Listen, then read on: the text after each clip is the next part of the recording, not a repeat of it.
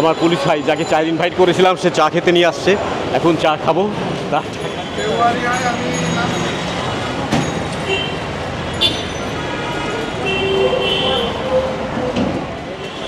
পেছন দিকে ফেলে আসলাম রাশাবাজার মোড়, সামনে কিন্তু বেশ কাবাবের দোকান, সেরকম একদম মানে ভেজে ভেজে একদম রেখেছি এর উপরে, দেখলেই লোভনীয়, খেতে ইচ্ছে করে।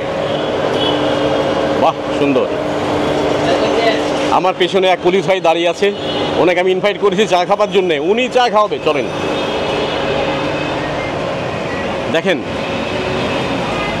ওনার বাড়ি টাঙ্গাইল, আমি কিন্তু ঢাকার।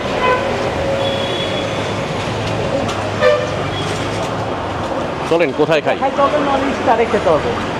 আরে শোনেন, জীবন তো একটা, কে জানে কালকে আপনি থাকবেন না থাকবেন না, আমি তো এমন হতে পারে, তাই না?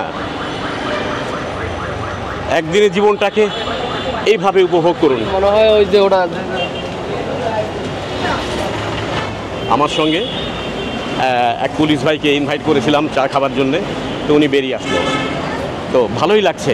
আসলে আমরা সবাই তো বাংলাদেশি, এর চেয়ে বড় পরিচয় হচ্ছে আমরা সবাই কিন্তু মানুষ।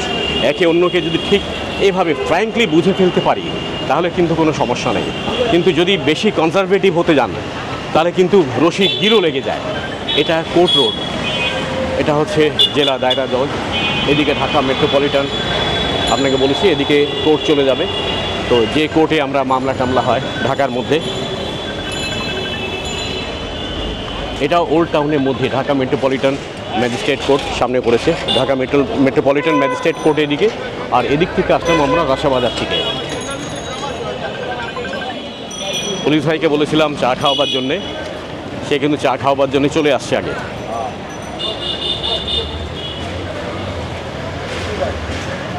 ভালোই লাগে, খারাপ তো লাগে না।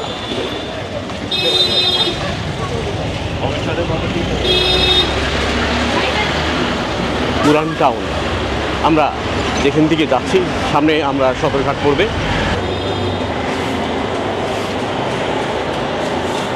স্টার কাবাব, অনেক বড় দোকান। আমার পুলিশ ভাই এখানে চা খেতে নিয়ে আসছে।